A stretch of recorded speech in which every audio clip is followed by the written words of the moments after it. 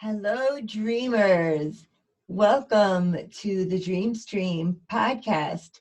I am Yiskah Koock, and today we are doing a dream group because we want to show everyone or anyone just how rich it is to share projections from various points of view. So I have with me two of my good friends, dreamers, Ellen Ronis and Brendan Merritt. Hello, guys. Hey. Hey. Hi. Hi. Brendan, you're just home from work. So, you tired? No. Is your audio on, Brendan? No, I don't think your audio is on. We can't hear you. This has become universal symbol for we can't hear you. I feel like this is the one for I'm choking. This is the one for I'm joking. Somehow I was are. muted. There we go. So what I was saying, I'm freshly home from work. Just got out of the decontamination booth and freshly showered. All hosed down. Wow. What do you mean? You're like just speaking metaphorically, like this is No, literally. I mean, I work in a medical office, and basically to make sure I'm not contaminating anybody at home. So routine is first thing I do is take off my work clothes, hop into the shower, and Oh, totally. Yep, a good hot shower. Yep. Yeah, that's really smart. Yeah, nice and relaxing anyway. So yeah, it's a nice way to get the day off of you, Yeah. Yep. So you're fresh out of the shower. Yep. Welcome. So I wanted to just jump right in, and Ellen and I were just talking about a dream that you hadn't told me about, Ellen. Yeah, I thought I told you about it the other day, but I guess I didn't. But I would be very interested to hear about it right now. Okay, it's a really short one. Okay. I was in a kind of a strange makeshift tent that had a funny angle. It was very big. I don't know where we were, outdoors somewhere. And I was with an old friend from Brooklyn, a very close old friend. And I think I was at her wedding or something. And we were sleeping in the tent together, but we weren't. She was at one end and I was at the other. And then she gets up to go like get married, to go do the ceremony. Okay. And I feel very left behind.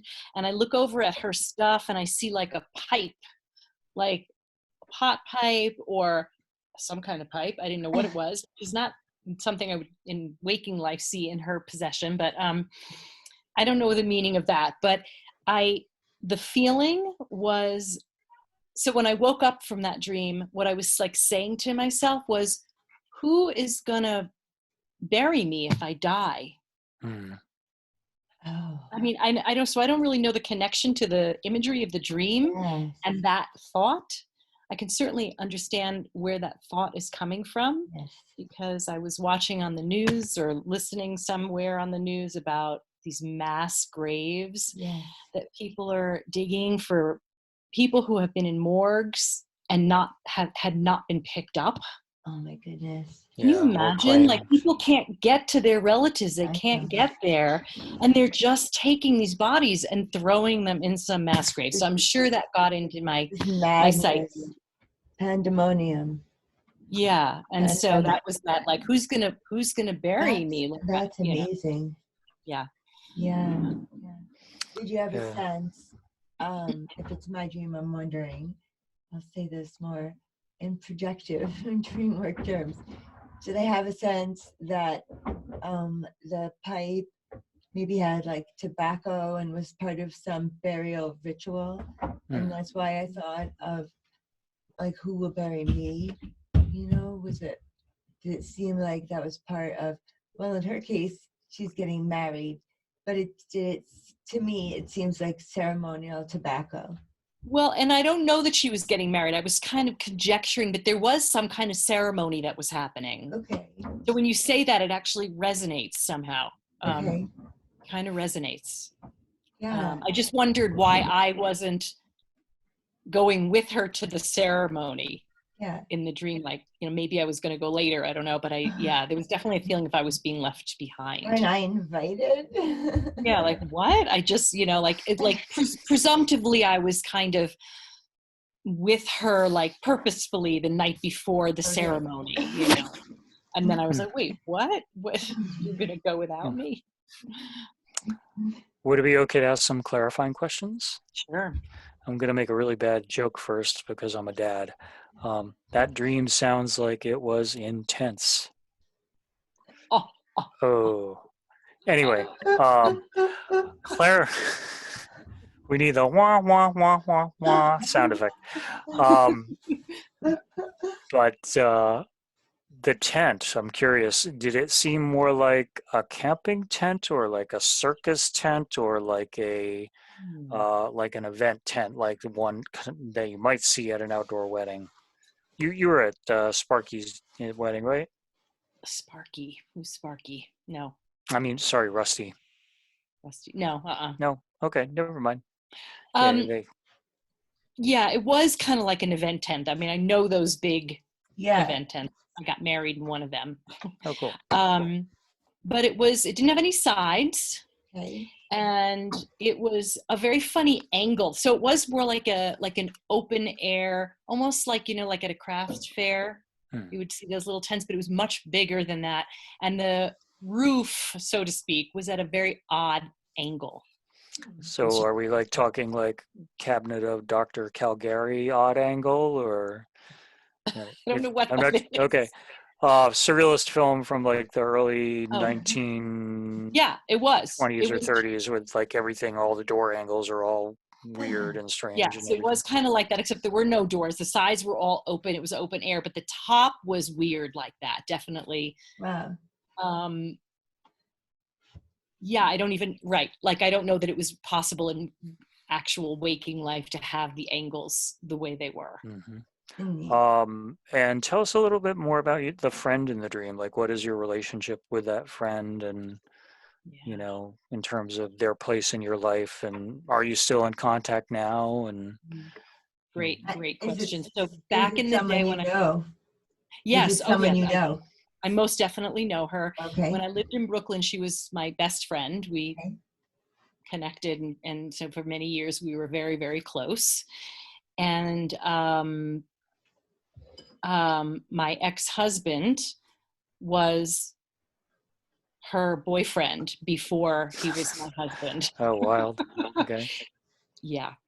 It was a while after they broke up, but still a little bit of a no-no in the girlfriend thing, in the girlfriend world. And so we kind of parted ways around that, and which was really painful. It was like, getting a husband and losing my best friend. But that was a choice that I made. And we have since reconnected and are, we're sort of more Facebook friends than anything because we're not in proximity. She's in LA and I'm in Santa Fe, but we're very friendly, on Facebook and things like that. But we aren't really, connected in that way anymore. Yeah, I'm finding personally that with everything that's been going on, like some of those people who we normally might keep at the periphery, who we knew from way back when or whatever, are now starting to come out of the woodworks. Because like, I think, with the fact that we all are planning for our deaths as a potential possibility, I think we're all kind of like going, yeah, I wonder about so-and-so. Gee, I haven't spoken to them in a really long time. I wonder how they're doing. And people are like reaching out, and, people you haven't heard from in like a dog's age, or like suddenly like trying to reforge connections or at least touch base and check in, and it seems kind of random, but the first thing I thought of when you said about the who will bury me is like, yeah, definitely. I mean, that's something that's been on my mind, and I've actually like literally gone and been looking at life insurance policies and stuff like that, trying to figure out like, if I died, I didn't want to leave my current partner in a lurch. I obviously wouldn't want to leave my son in a lurch, and I would want there to be money to bury me. Not that I want to actually be buried, but I wouldn't mind being planted, but in under a Me tree, too. like a Yeah. green burial, Yes. or a bonfire, one or the other. But Good choices. yeah, interesting. So Yeah, I think that's true. There's truth to that. I have been noticing that as well, that I didn't think of it consciously of like, well, I could die soon, so I want to reach out to all these people. It's just happening. Like, I think part of it is because we're all home. Well, you're not, and there are other people who are working, but many, many, many of us are home all the time. So we're on Facebook and we're on Instagram, and we're just, so I'm seeing all the posts from people that I wouldn't normally see, and I'm responding to them, which I wouldn't normally do. So it's kind of coming to me that way, but I do wonder if there is that undercurrent of we're all the world could end tomorrow. We're all gonna die. Yeah, this is insane. Like, what the fuck? Oops, can I say that online? Oops. Can I say that on a podcast? I have no problem with Okay, that. folks, you heard it. The internet censor police are coming to your door right now. We don't censor. Oh, right. I mean, it's crazy. It's unlike, I just was reading something. A woman was saying her son was born in 2001 in September, like right after the World Trade 9/11. Centers, 9/11. And then he graduated senior in high school this year, the year of the pandemic, that the kids can't even walk in their own ceremonies. Like we're raising up these next generations to be tough. That's for sure. Yeah, they're going to need to be, considering what we've done to the planet. Getting rough around here, Yeah. This is. I also wanted to touch on the pipe, because you weren't clear about what kind of pipe it was. Did it, if you like try to put yourself back in the dream, like visualize it, what did it look like? Did it look more like a marijuana pipe or a tobacco pipe? Yeah, it was black, and it was kind of like this long. Tiny. And it just looked like a tube. It actually just looked like a tube. Oh, like a one-hitter or something. Like a one-hitter. Yeah. My favorite kind of thing, yeah. Back in the day. Don't do that. Okay. And what time in your life did you use a one-hitter? Was I doing that? Ooh, the color is interesting too, actually. And I've never had anything that looked like that. I always had these really pretty wooden with inlaid turquoise, Or it looks like a cigarette. Did you ever see those pretty looking things? This one it almost reminded me of like a cigar or something, or I think it had writing on it. It seems like it had writing, like black with white writing on it. Wow. Almost like a pen. Like a pen. Like the ones people give away for marketing purposes, or? Yes, exactly. Like advertising, but it was little. It was like this big instead of like a. It would be good I have been using a pen to sort of embellish some artwork, which is a little bit new for me. So who knows? Maybe that got in there somewhere. Nice. Yeah, there's a couple of different things going on there. For me, I mean, if it were my dream, the pen being like kind of dark black metal, almost seems like a symbol of death itself, because it's this hard, unyielding substance that's cold. And it being a one-hitter, like, well, yeah, I mean, death is a one-hit deal. You get one shot. One shot, and one shot only. So but I was also thinking about the symbolism of taking something in, which is what you do when you draw on a pipe. You're taking something into your body. It changes your consciousness, be it tobacco or something else. It does change your state of being, and that's the whole intention of it. So interesting that you said that this particular person would not use anything like that herself. So Yes. Yeah. Well, if I'm sorry to interrupt. no, you're fine. May I? If I'm everyone in my dream, I'm also her. So I want to know what qualities about her, characteristics of her, remind me of myself. That's When a I good think question. of her, what do I think of? I don't know if I could say what I could say what about her. I can say what about her that like so I always look at it like if there's a person like that, what are the qualities of that person? Yes. And are those qualities that I have? Yes. So Yes. she is very sure of herself in a certain way. She's very good with being sort of changing her thing, whatever she does, sort of changing her title, changing what she does, kind of reworking it as she goes along. Wow. I'm this type of coach, and then I'm sort of doing that kind of thing, and then it's all related and similar. And she's very smart, and she's very good at all that she does. Yes. But that's, for some reason, that's like one of the first things that comes to me about her is her ability to sort of to flow and transition and be very vulnerable about it, transparent in a way, but also authoritative. So she's kind of a chameleon. She's not necessarily. It's kind of like within the constructs of a certain type of work. She changes it up a little. She's like, oh, that title didn't really fit, so I'm going to put another word in there and try that. Now I'm this type of a coach, but it's all in service of sort of being some type of leadership coach or something like that. I'm not even sure. It's interesting to me because you have been talking. How can I put this in projective dreamer terms? The dreamer has been talking about moving from massage therapy, if that's your title for it, to something like coaching.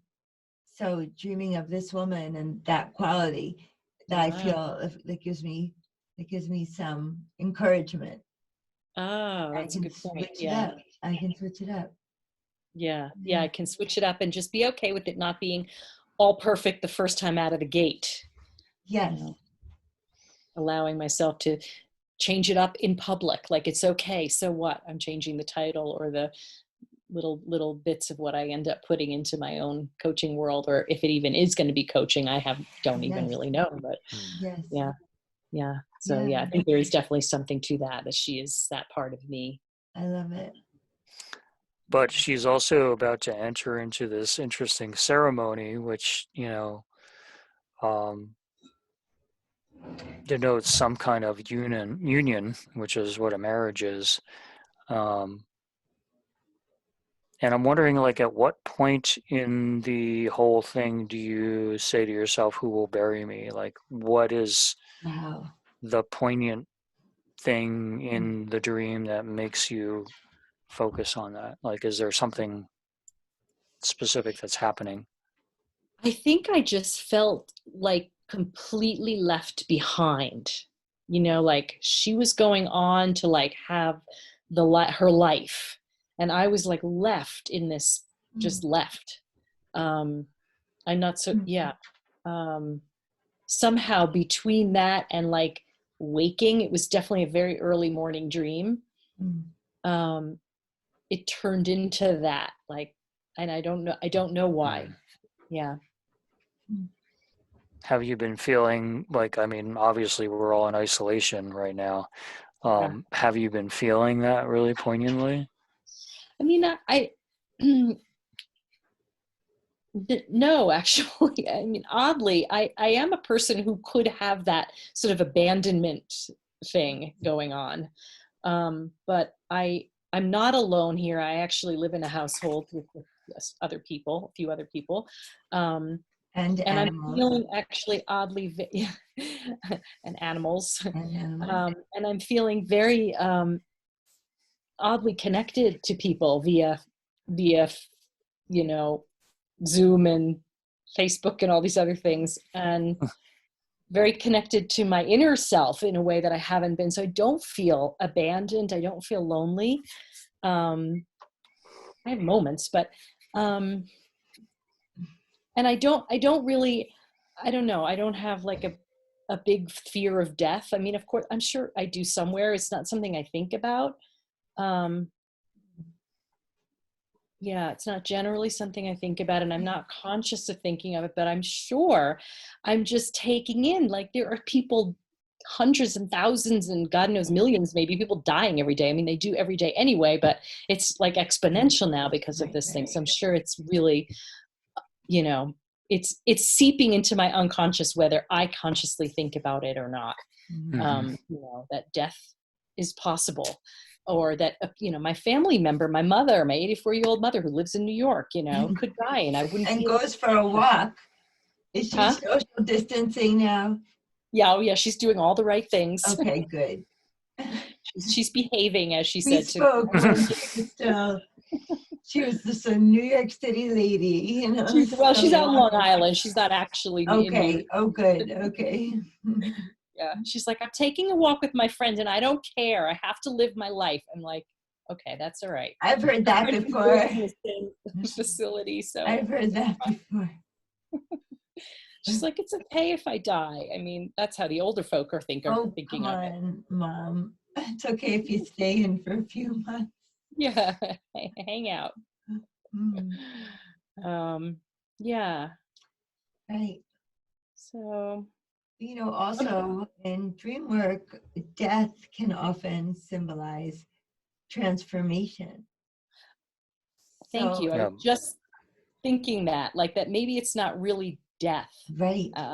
So if I look at it as a transformation, I think Brendan and I talked about that last time we spoke about transformation, and the butterfly we used as an example. And so I wonder, you know, so that question, who will bury me if I die? But if I turn it into who will come along with me on this transformation? Or who will help me enter into that transformation fully. I mean, that's people get so freaked out if they get like the death card in a tarot reading, and you know, it's been said over and over again, it's not literal death. It's not meant to be literal. It's symbolic transformation. You know, you could think of it at the interesting. You could think of it as like in the alchemical process, there's something that's called the negrato, which is one of the steps in getting toward the alchemical gold, and that's the putrefaction and blackening of something. And there's that color again, which happens as it's a necessary part of getting to the gold. It's like the goo in the cocoon. Yep. You gotta like disintegrate. Yeah, that's interesting. And you know, people get freaked out when you change too. Oh yeah, they can't handle it.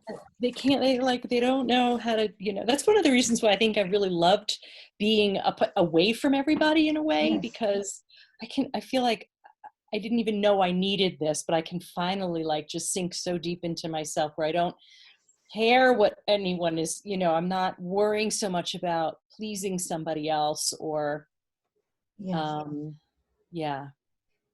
wonderful. Yeah.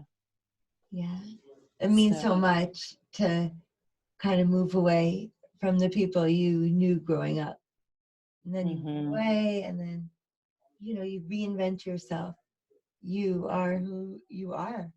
Yeah. You show who you are.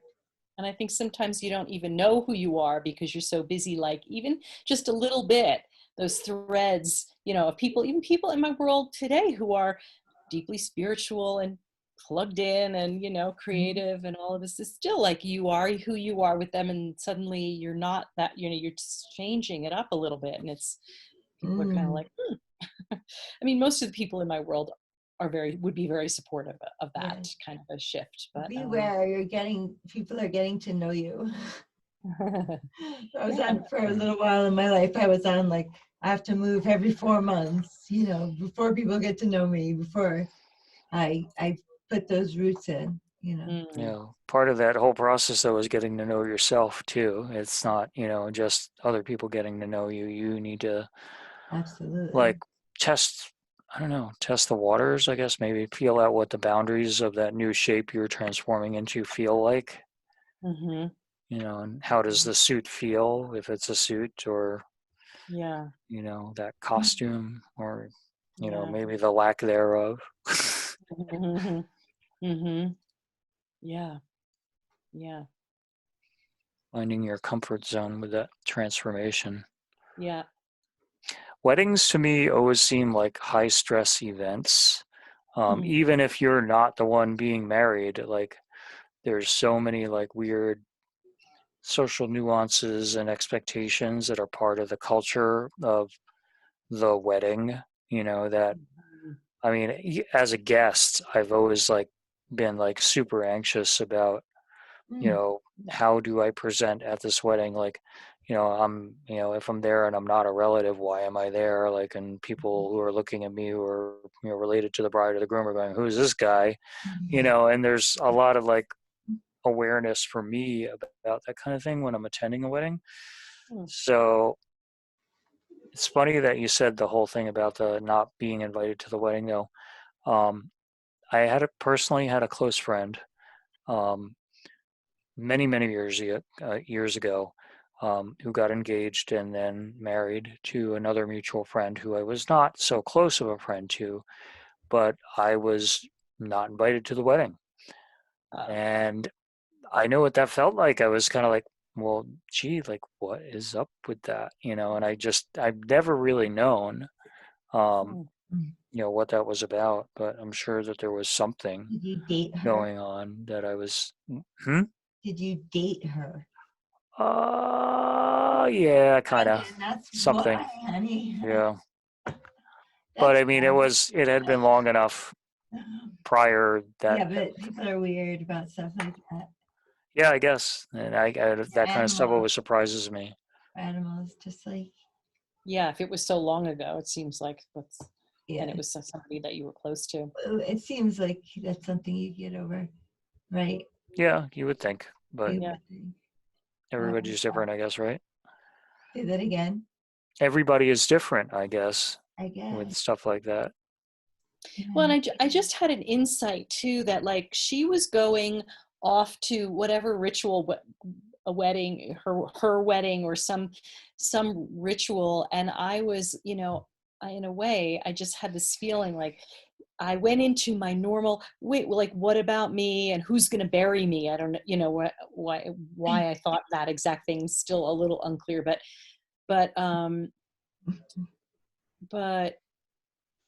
I have to go through that.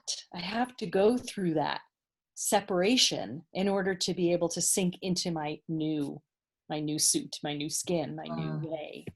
And maybe that's just what needs to happen is like people need to go, not, some extraneous, doesn't have to be people. It could be just symbolic of something, like some way of being, some way of thinking about myself, some way of being my own friend, some old way that isn't serving me, that isn't good for me. Like maybe that just has to go off and do some kind of maybe more ordinary thing. And I have to be left with this discomfort for a little bit until I can, like, the death, and then be reborn into something else. Wow. Ooh.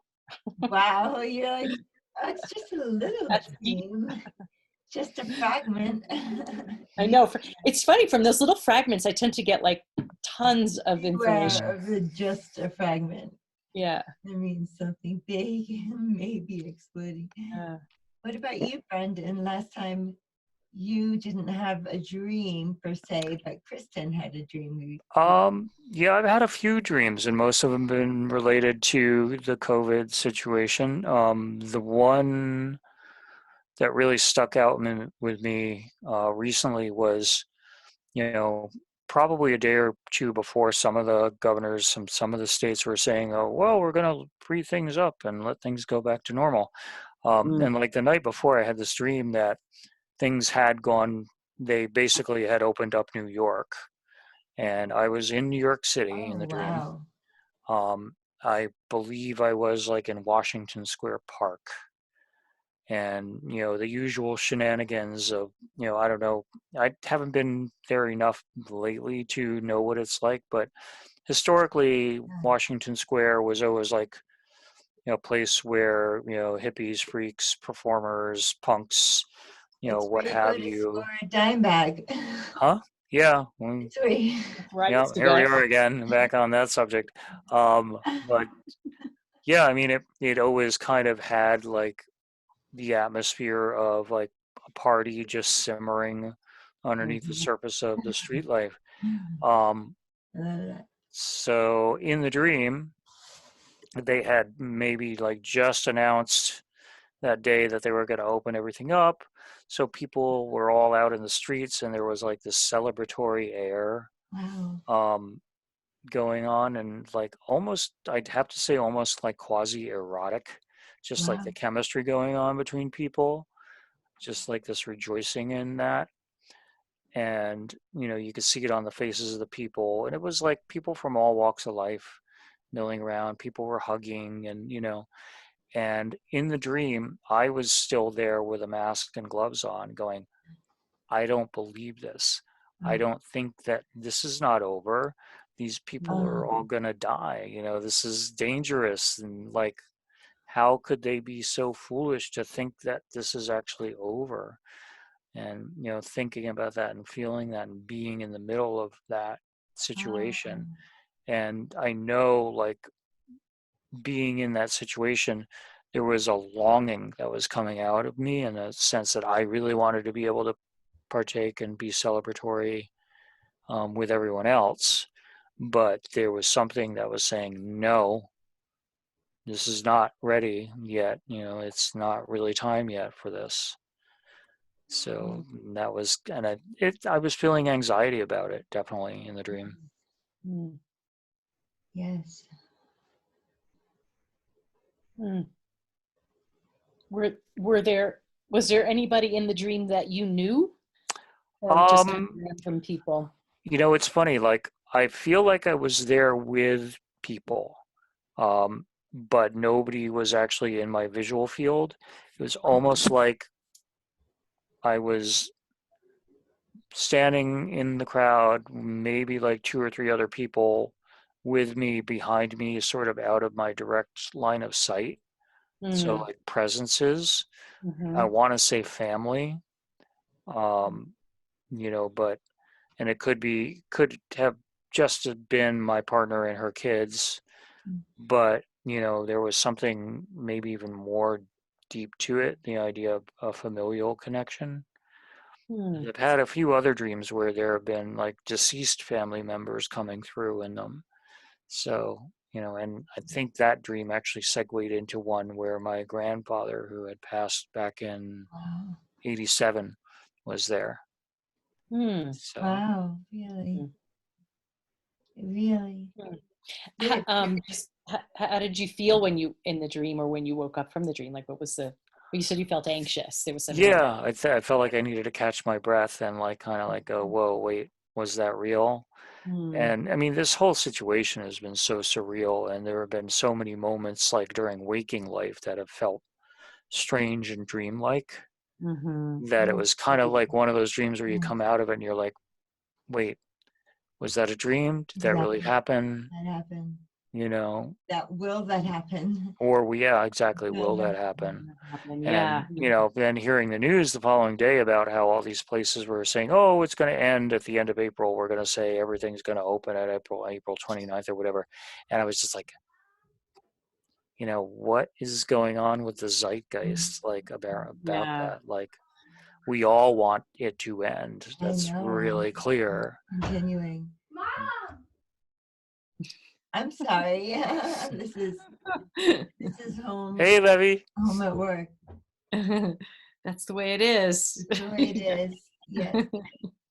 Yeah, I'm on my podcast, hon. So you need to. Hi, Lev. Hi, Lev. I need No. turn this on. No, yes. Okay, thanks. You're famous now, Lev. You're on the podcast. The whole interwebs will see you. Yes. That's so big. Oh my God. I had a question. 10. So you said it was your grandfather died in 87? Yeah, 1987. And he has come through to me in dreams on a couple of occasions. Oddly, he hasn't come in for a long time. And I think, when he first came through in my dreams, it was early after his death. And he came through as this weird, like zombie, like corpse like creature. And I had a real strong sense that he was stuck in between. Like he hadn't fully transitioned and that he was still like lingering and didn't know he was dead. And there was a process around that I had to work through. Where he was in this dream now, it was interesting. I think, somehow I transitioned from being, in this New York City situation to being in the house I grew up in. The quality of light was very nice. And he was there in the dream. There was something about him going and checking the mail, but he seemed youthful and he seemed upbeat and, not how I remember him as a person growing up with him, because he was very debilitated. He suffered from diabetes like I do, Oh, really? but, had a lot more of some of the more common issues, with his weight. And, I watched him like deteriorate, before he ended up hospitalized and then finally dying. Which I'm sure, there's thoughts around me with that, given the COVID thing, because it puts me, in the category of high risk. You're at high risk. Yeah. Yeah, I because didn't know you had diabetes. Yeah.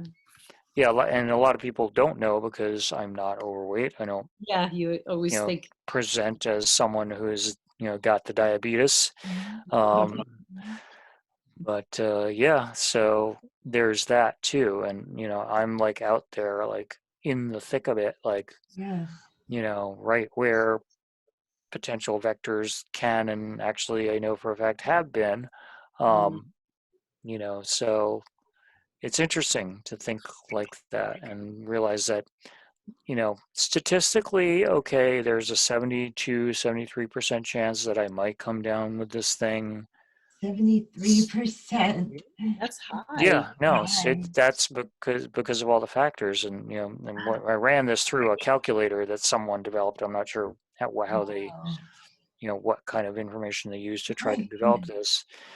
But I am only 2%. Actually, it was less than 2%. It was like 1.8, 1.9% likely to become a fatality as a result of it, based on the known figures now. So, I mean, it puts things in perspective. But there's still that, that 2% is out there, regardless. And yeah, it's not nothing. no, it's not nothing. Nothing. It's not zero. Everything, thinking of my friends who have heart problems or, weaker hearts. And it's a real issue that there's this pandemic. It's dangerous. I feel that. Yeah. Yeah. So, so that's a scary dream. How do you, I mean, obviously it's like what's happening in our lives, how do you see it as, does it have something to teach us? What is the lesson in that dream?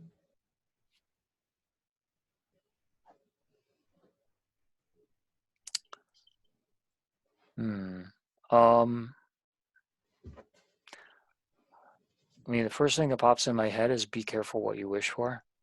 Okay. That's literally just like not really thinking about it. I guess we all want this to end. but it's got to be the right time. And I think like for anything that comes into our lives, sometimes things come to us that we want so badly. We want to believe they're real, and they may not be. It may be illusory, it might be transitory, and you know, we've got to use our common sense and trust our gut. Because very much what was going on for me in that dream was it was about a gut feeling that this is not ready to happen yet, Really? and this is going to be bad. Wow. Yeah. That's frightening. I got that feeling. I mean, I was thinking that that in my projection of the dream, that I'm really wanting something positive. I'm really wanting to see all this beautiful, like erotic and playful and you know, kind of normalcy, as it were. Mm-hmm. It's like And Mardi yet Gras. there's, it's almost like like my unconscious is giving me this very brief momentary gift of life, real just juicy life happening. Mm-hmm. And then something else just goes, wait a second, hold on, kind of hold you back, like some more realistic aspect of the psyche is kind of, Passion first. something just kind of Yeah, and I wakes think, you into. as you're saying that, I mean, I've had some personal stuff going on where those kind of questions have been coming up for me a lot. And I think, that's mulling around in the back of my head, just like the idea of something that just seems so good that, you doubt whether or not it's real. And at what point do you actually, take that leap and play the fool in the tarot deck and step off of the cliff into the unknown? Yeah. It's a scary thing, and everything feels like it's unknown right now. It feels like Yeah. we're all stepping collectively off of a precipice into God knows what. Like, it just feels like a whole other reality tunnel.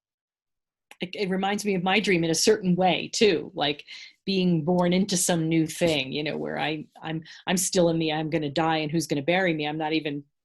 My spirit hasn't even jumped off the edge yet, Yeah. But it sort of feels like it's coming maybe from that same place, that same collective unconscious. The unknown Place, yeah, of so much unknown. But I say take the leap into happiness. Take the Yeah, leap I mean, in order to take that leap, you need to be able to trust that the universe will catch you, It when you will. fall.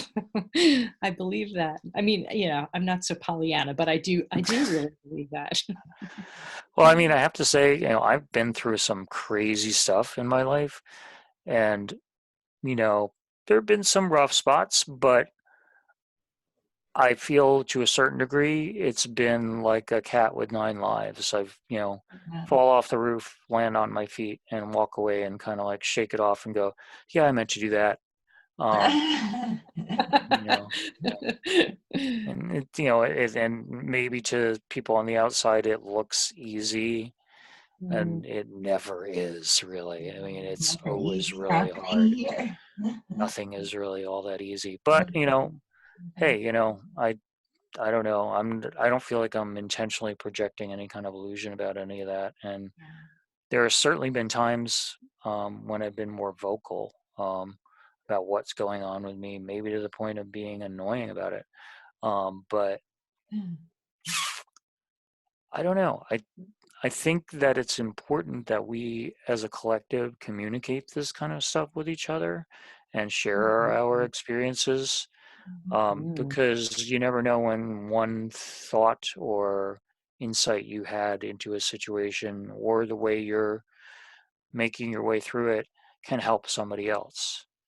And, as a collective, that's how we all get through this kind of stuff. I totally agree. And I think, we're in a culture where there's so much like about appearance and look and perfection. And, nobody wants to appear weak or vulnerable. And it's just, I like drink that stuff in when people are vulnerable and they just really tell their real true story. It's like, yeah, I want to follow you. I don't want that guy who looks like me, perfect and has nice teeth and everything. Like there's just a lot out there on Facebook, where people I are want like, to follow. you can get this, whatever, Yeah. or fabulous something or other. And I'm just like, no, just give me the person who's a little messy, but still has the good message, I want to underneath. follow And also, Jacinda Ardern. What is she? I The don't know. Prime Minister of New Zealand. Oh, I don't she's know who that is. wonderful. She's wonderful. When there was a shooting in the mosque, she banned like all AR-15s or whatever those Oh guns yeah. are. And she's just amazing. So I wanted her to be my leader. What does that have to do with the vulnerability and the sort of sharing your deeper story? Right. Well, you're talking about, what you're seeing on Facebook, all of this, how to be a better transformed human, Yeah. and Yes. and I'm reflecting on also Facebook and what I'm seeing, and she's Mm. just on my mind. She's Oh, wonderful. right. I like the way she's handling this pandemic. Yeah, she is pretty, she's It's pretty amazing. amazing. Mhm. Yeah. So I don't know. I mean, what are their plans to reopen? I wonder. What are New other Zealand. countries' plans? I don't know. Yeah, I've heard different things from different people in different countries. Like I have a friend in Czechoslovakia, and they were actually talking about shutting the entire country down essentially and closing the borders and basically Really? like super lockdown. Like they were, Really? she was saying like a lot of people have like, work in the city and they have an apartment in the city, so they'll be in Budapest or whatever, during the week, and everybody's got like farmhouses and country houses way out, and they normally just go back and forth.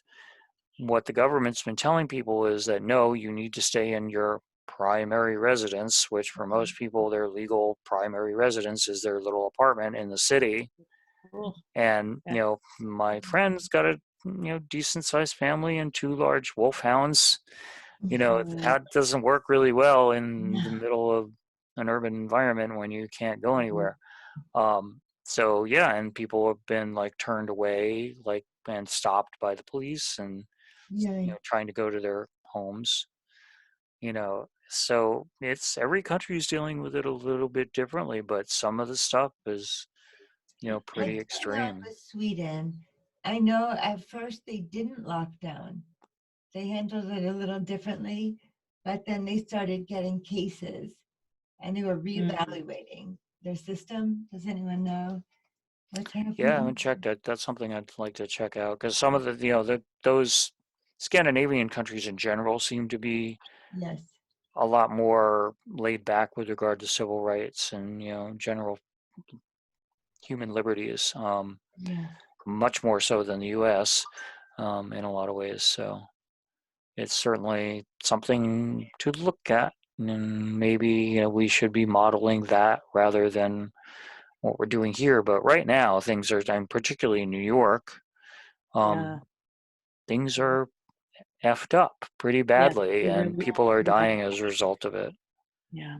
And now we've got, a governor who's in a pissing contest with our president, or vice versa. I mean, both of them have a little bit of this male braggadocio thing I going was just on going to to a say, degree. they're both New Yorkers. Yeah, they both are. So interesting times. Yeah. Yeah. Really interesting. Hmm. Really interesting. So, may I share my dream? Please. Mhm. So, I had a dream about this very special, I think it's antique, a little pill box with the Queen of Hearts card painted on it. It's like a little, I don't think it's porcelain, but it's like a precious little pill box. And it used to belong to my mom. And, I see it around often, but it doesn't have like a spot where it lives. So I thought I dreamed about it, but then I thought, oh no, I probably just saw it on my dresser. And then I looked at the dresser, and in fact, it wasn't there. and I went back to sleep like the next night, and in fact it was there, this Queen of Hearts pillbox, this precious heirloom that used to belong to my mom, and that was really it. I mean, there's probably more, but I don't remember. Hmm. Well, I know your mom is super important to you. And she comes up a lot in these conversations. So I was going to ask initially if it was a real object. Was the dream version of it just like the real thing, or was it somehow enhanced in any way? Let me think about that.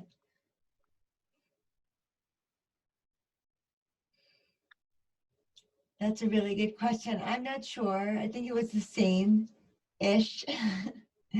I but I woke up thinking of the line in the Grateful Dead song Deal, when Jerry says, I could tell the Queen of Diamonds by the way she shines, and goes on. But this was Queen of Hearts, Mm-hmm. but I woke up thinking of the Queen of Diamonds, both red cards.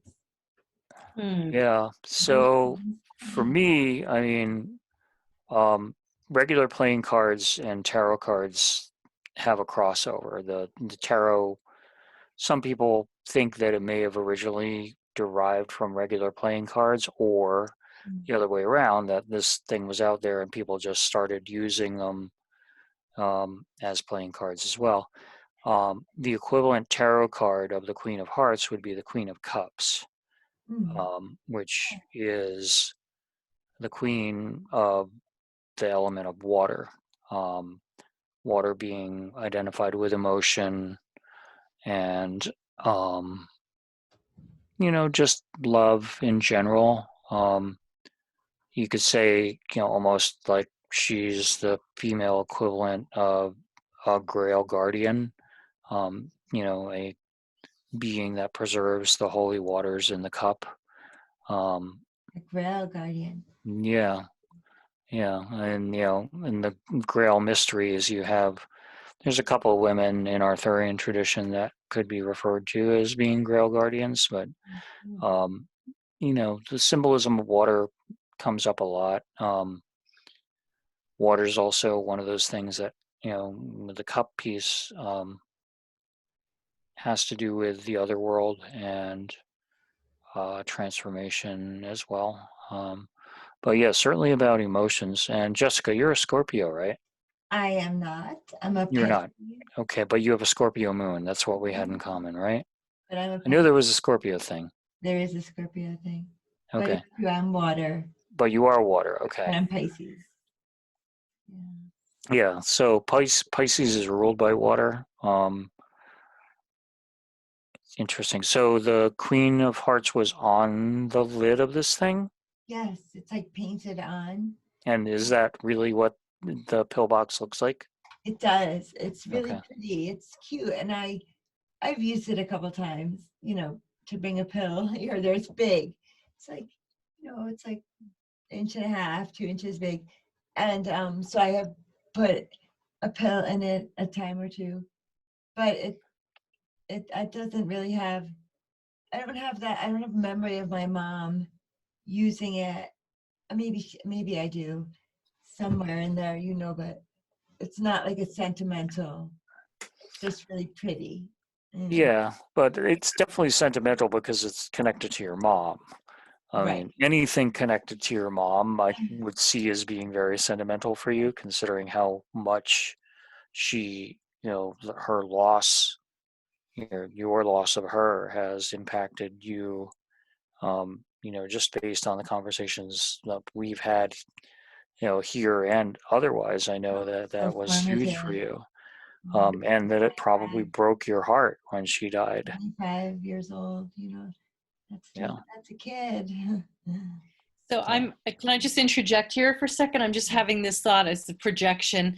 that even though you don't think she used it that much and you don't use it that much, that somehow it's a thing that potentially contains medicine of some sort, and that perhaps there's medicine in that, like maybe from your Yeah, mother. I got that. Yeah. You know, some kind of an Oh, I energetic, love like, that. you know, I love that. yeah. Yeah. Sorry, I'm wobbling here. Me too. I can't sit still. It's my computer's on my lap, so Oh, sorry. They do call them laptops. yes, they do. Yeah. So What that was about the just a Queen of Diamonds, Brendan? Is that Yeah, diamonds are the equivalent, well, would be spades in a regular playing deck.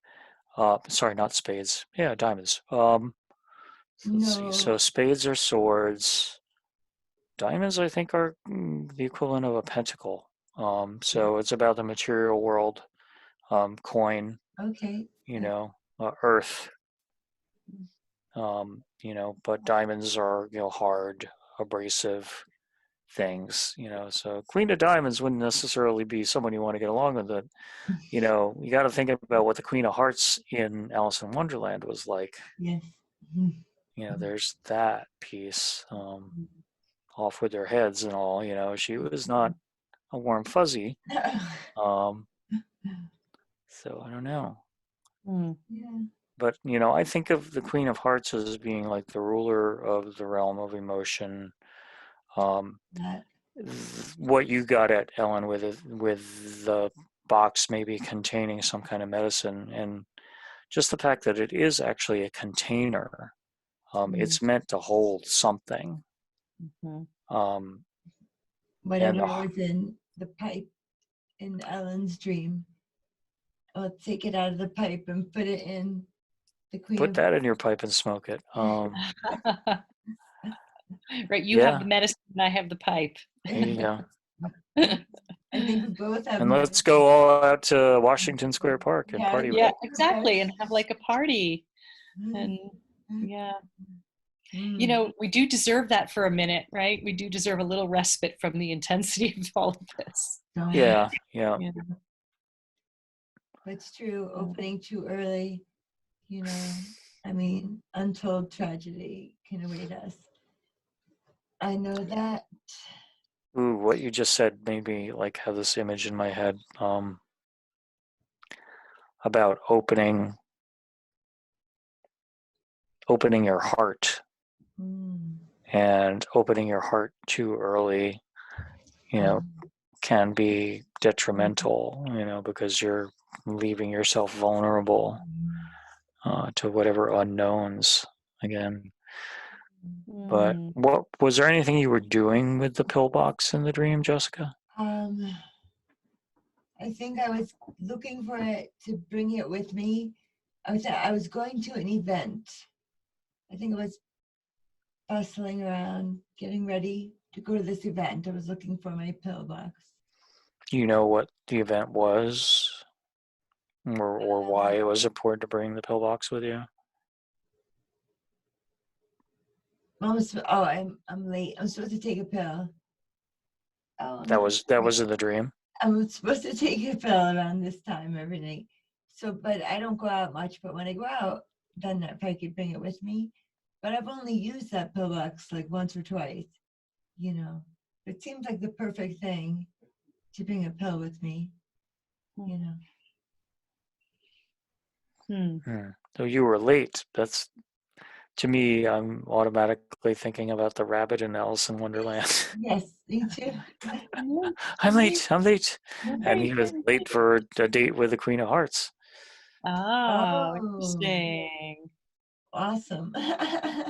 Were you saying that you're like in waking life you were late in taking a pill, or were you saying in the dream? No, I was saying I just glanced at the clock. And I was saying, 9:17. Yeah. It's time to take it now. I'm not late. But there is a pill that needs to be taken now. I wasn't sure if you were still in dream now world. and like 11 or something. Okay. So yeah, I like whimsical, Brendan. I like the whimsical that you can bring to that dream. It's very, It does have that real Alice in Wonderland feel. This little box, this little pill box. I'll find it. If I do find it, I'll bring it to one of our dream groups.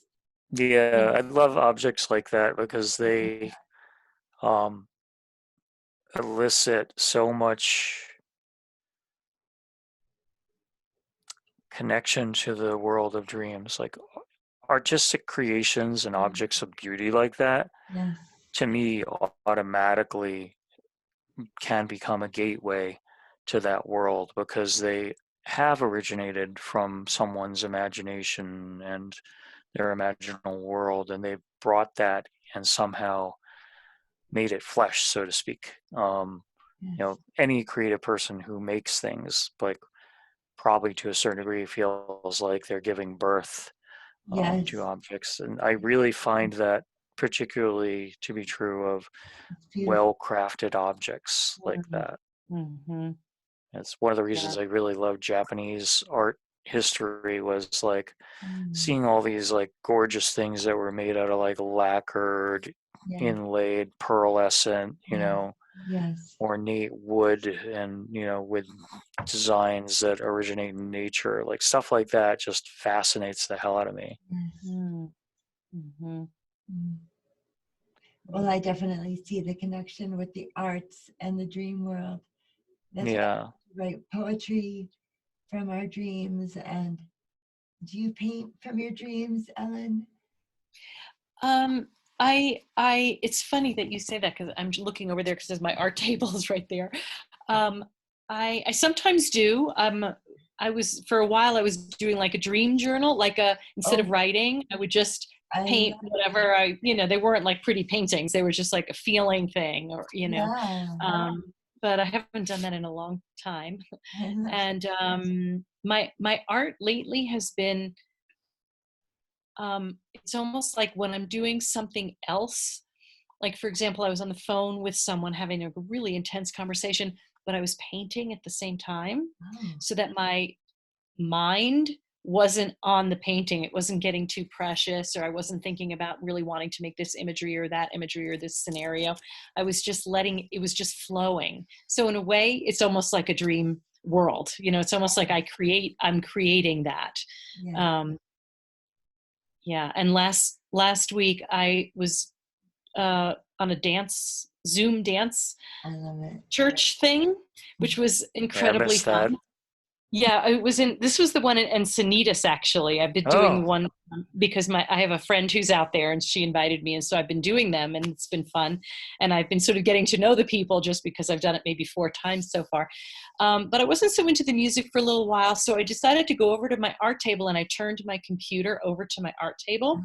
And I was listening to music and kind of dancing a little bit and painting at the same time, and sensing that I was being witnessed, even though I have no idea whether anybody was, there was so many people in the group, but my sense was that I was being seen and witnessed. And there was something so sort of authentic movement about that, which is kind of a dream-ish kind of world. Very much. So yeah, so I do like cool to create out of that space.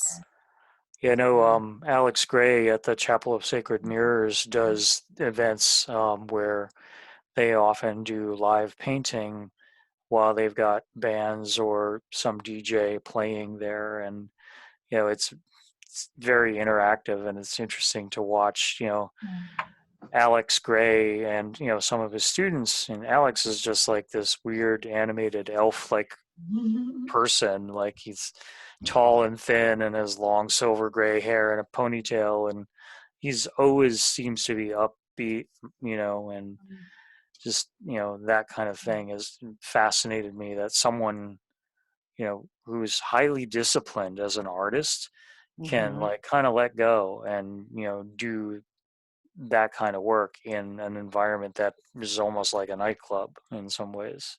Yeah, I always thought that was really cool. Like, yeah, I know that it's kind of a thing that some people has been done, where people they're painting almost as a performance. Like there's music playing and people are milling about, but they're painting, and it's kind of like it's almost. I love that. I think that's pretty cool. Me too. Yeah, there's something about the witness for me. That's what it is. There's something about being witnessed that I really, I think we all want to be witnessed. It's why I love authentic movement. It's why I'm going to eventually soon do a group online somehow. Wonderful. Because I think we all love being well, I don't know if we love it, but I think it's so important to our mental well-being to be able to be seen. And that's why I love the dream work too, because here we are sharing something very deep and vulnerable, Yes. and we're able to like see each other in it and reflect back and question and explore, and it's cool. Yeah. I mean, and the sharing is interesting because it does uh, allow you to sometimes have things pop for yourself when somebody else is sharing a dream, and Yeah. something in the symbolism of their dream just speaks to you, and you're like, eureka, like, wow, when that made so much sense in so many different ways. Yeah. Like, Yes, exactly. The collective, the Yeah. collective truth of all of our. Yeah, I love that. I love that about sharing dreams too. Yeah. It's like, oh, I never would have thought of that, but that's brilliant. Yeah. yeah, I mean, I don't know, the collective part too, it's like, I think for me, a lot of the stuff I relate to from more of like a Jungian perspective. So like the idea of the collective unconscious, that being out there and that informing our dream life is one that I really take very seriously. Like people who say they have like premonition dreams about things, I think are more tapped into that collective piece, and whatever they call the zeitgeist of the moment is speaking to them and giving them information, however it is. That's something that happened to me like right before 9/11. I was having a lot of dreams that involved wars in the Middle East. Wow. yeah Wow. yeah Mm. I know that I was having a tremendous amount of anxiety right before that. Like I was just my own, anxiety. It didn't have like a form. It was just this formless, deep anxiety.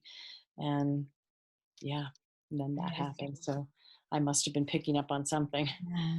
I had a strange experience. I was hiking in my backyard with my then dog, Redwood, and I just got very sad, and I started crying, and I thought, oh my gosh, did my grandmother die? And I hurried home, and my phone was ringing. It was my sister, and I said, did Nana die? And she said, no, but we're under attack. And then she told me, I mean, we're on the phone together when the tower fell, when they, and I was in disbelief. I wasn't watching it. I was seeing it through her eyes. Oh, wow. Wow. Yeah. I watched it happen. I have a picture of it, actually. I watched the second plane, the second tower being hit. I saw it from Flatbush Avenue where I lived in Brooklyn.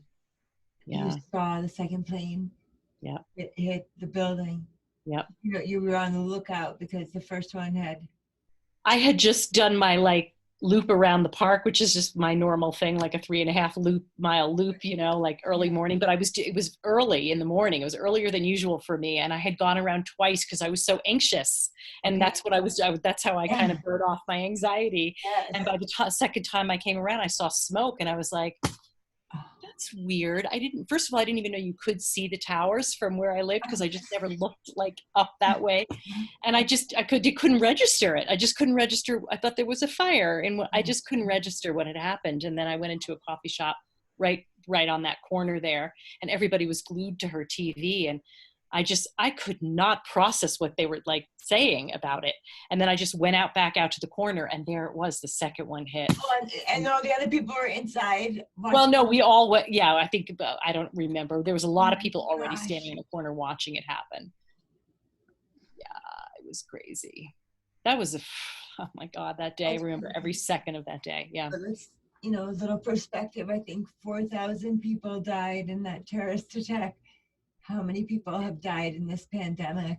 Yeah. 7,000 in New York, right? In New York alone, I think it's actually it's over that now, but I think already more than doubled the fatality rate for that. 150,000 globally. Is that correct? I don't know, but this is yeah, it's pretty incredible. Incredible. Yes. Yeah, one of the things that I've been doing, I do this Buddhist meditation online, usually from 6 to 6:30, and we do this Tonglen meditation, which is basically compassion, like taking in suffering and breathing out compassion and love and peace and light and all that. And I've been actually sending that energy to the souls that are lost, that are like, Beautiful. I feel like it's something that some way that I can be useful. That my energy. I want to know, how are people praying? I want to know. I have my own ways, and I love that way. I love that, sending love to the souls who now will Just be to sort of help them move on, because it's like, journey. it's like, Brendan, you were talking about your grandfather. Yep, being stuck in a Bardo state. Kind of stuck in, how awful. Can you imagine how awful? I mean, I really do believe that there's something. I don't, know exactly what, but I know that there's something, and it shouldn't be that. It shouldn't be that we live in that state, right? So it's like to help people like get freed up. Yes. Out of the confusion of what just happened. And I've been praying a lot for like consolation, like grief work for the families, special loved ones. It's traumatic. People are dying alone. People can't get to their loved ones' bodies. Bodies are being, I guess, are they still contagious? I don't know. It's very upsetting. So I've been doing that, sending a lot of love and prayer, blessings, to the ones left behind. Yeah, that's a wonderful thing to do. It's funny, like, people are using the word prayer so much lately, like way more than they normally do. Having been raised Catholic, I've got a real block against the idea of, sort of like trying to petition the Lord with prayer, or as Jim Morrison would say, kind of, I think for me, there's been like this emotional block around the idea of prayer that I've been struggling with during all of this. I'm just wondering how that might manifest in my dream life, Yeah, that's a good point. What do you think? What do you think about that? Do you have any? Yeah, well, I mean, it's resonating, all the stuff that's coming up with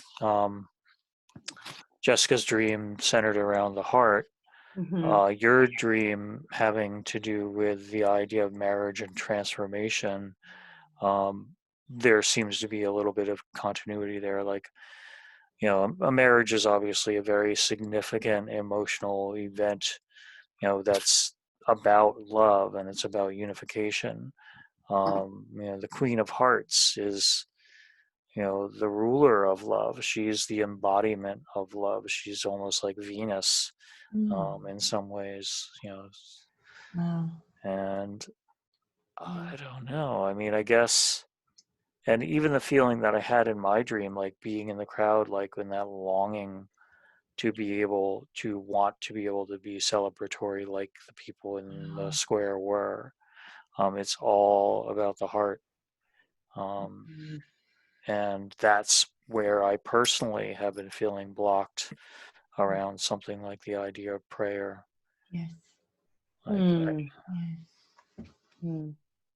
Yeah, well, maybe you could think about it as love instead of prayer. Yes. Or, I mean, maybe that's the play. I don't know if that. Yeah, like if you're able to feel like the sense of love, and that's a prayer to me. Yeah, I mean, I guess for me, it's got to come like in the form of like an agape form of love. Brotherly love, if you would. Yeah, absolutely. You mean to people, to people who are suffering or whatever. Yeah, sure. Yeah.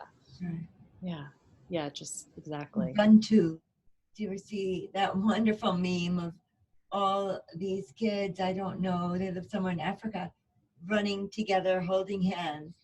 And the teacher wrote, I promised the first one to get to that tree would get a candy. So they held hands and ran together. And Oh, the word for that was Ubuntu, which is like all in that's it so together. sweet. So they're just going together. They're not They're going competing. together. That's so my I God. know. There's no That's so competition of, sweet. like, competing for, me over you guys. Right. They're all going to get it. They're all going to share it. Yes. Yes. Very, very sweet. Yeah, it's funny. They're in the computer world. There's actually a alternative operating system called Ubuntu. Oh. That's open source, basically. So Oh, wow. yeah, everybody gets it, and it's got a lot of the same functionality of like, what you would need to do if you had a regular Windows computer. You got word processors, the whole everything, and Great. people build software for the platform and share it freely, and it's all like freely available. So that's the spirit of that. That's way cool. That's so I interesting. didn't know that story and where the word came from like that. So Mhm. that Wow. makes a lot more sense to me now. So I'm Mhm. hoping we'll do dream groups regularly, guys. So I was thinking, because we want Dr. Carla Mazzio to join us, and others too. I was thinking Sundays, but I didn't understand what you said, Brendan. Did you say every other 8 weeks or 10 weeks you have to work on a Sunday? Yeah, every other 10 weeks I am on call, so I end up What does that mean, working on the every other 10 weekends. weeks? And basically means that, I'm carrying a laptop and a cell phone for the company, and I take emergency calls from OBGYN doctors at 3 in the morning because they can't get on to the system, and they've got somebody birthing a baby and they need to see their charts. Okay. So it's like totally random, like when I get the calls. Sundays, though, don't work for me because Sundays. one way I've been socializing lately is a friend of mine has an open online Dungeons and Dragons campaign, Oh, which has been, Oh, I have my to say, nephew one way that, does that. yeah, and I have not done it since I was in my early 20s. And you remember So it? 30 years later, my son had expressed interest in learning how to play the game. And my friend put this forward, and he's like, well, let's do an online game. And, it's really filled the well for me creatively and a little bit socially too, because it's something I'm doing with other people online. But as it really helps. You have to develop a character in this fantasy world. So there's a lot of creativity that goes into that. You got to think about their origin, who they are, why they do the stuff they do, and does it make sense in the context of, the characters, And then you take, Tim, my ex-husband, Tim used to play also. And so but I never got into it. He just tried to explain it to me and I was kind of like, what? But you take the character all through with you, right? It's like once you develop a character, that's just your character and you just take it all through the game. Yeah, throughout the campaign at least. And some people will play multiple campaigns and have multiple characters. What was interesting for me when I was young, I would, play with a group of people, and sometimes, it would be just me and one person who was the dungeon master, and I had created a whole party of people, and I got to play all of them, and they were all when I think about it, they were all different aspects of my own personality and Very cool. things I wanted to do, Yeah. for myself. So it's kind of cool. You get to explore those different. are I'm trying to think of what the word is. The pieces of your personality. Yeah, of your psyche. Your psyche, yeah. It's And really you can be a good act person, you out can the be a different, bad person. You have free reign. figure out who you want to be. You get to be the bad dude, and you get to, you get it all figured out. That's great. I love how maybe as part of your character creation, you can find some way to work with that heart thing, the prayer or whatever stuckness, however you put that. I don't remember the exact words you used. Yeah. Well, I mean, that could work because, I mean, the character is sort of conflicted in some ways. As part of his backstory is that he's a little bit of a charlatan, but he'll never cheat anybody who, doesn't deserve to be cheated. And that's because at some point he did something which ended up hurting somebody as a result of it, and he has remorse around it. So he's trying to do He's trying to good. make up for his Up for- failings. Yeah. That's Cool. his That's a very cool backstory. way to be able to, I don't know, work out your own stuff. I think that's pretty interesting. Yeah, Yeah. cool beans. Anyway, so maybe so the upshot of that is Sunday doesn't work for Brendan. Yeah, basically, in a nutshell. Sorry, that Cool. was a long Yeah. explanation. So Um, see, I just want to find a time that will work for both you and Carla. So You guys are all on the East Coast, right? Are you all in upstate New York? yes, Yep. Okay. and surrounding areas. It's late there though for you now. That would be too late for me. 9:30. It's 20 to 10. Yeah, for me, like I wouldn't be able to do it as late I'm as that. fading, but For me, it's perfect. go to bed early. But so interesting. Thank you for sharing those dreams. So I look forward. I just want to find a time where we can do this. Yeah, we'll put it back out there and bounce it around. Yeah. You know, I'll look at my schedule again. Awesome. Yeah, this was great. Next week I should be free anytime though, because I'm going to be on furlough. So Oh, really? theoretically, we're supposed to do 1 week on, 1 week off, but I still haven't had. Is that how they're going to furlough you guys? Yeah, no, they already made that decision, but my role is weird because normally they have 2 people covering the different sites. I'm only one person. So, you know, if they have 2 people, they can do A, B, you know, but with me, there's one guy. So I don't know. I haven't really told me how they're supposed to work it yet. So it could be that I might not actually be on furlough. They might have me working through the whole thing anyway, but they told me to plan to be on furlough. So We'll see. that's what I'm going with right now. All right. Well, hopefully good. we'll communicate. Yeah. Find another time. Thank you so much again for sharing your dreams. Brendan Merritt and Ellen Ronis. And I'm Yiskah Koock. This is the Dream Stream. I hope you enjoyed. Until we meet again. Yep. Sweet dreams, everyone. Sweet dreams. Bye. Ciao.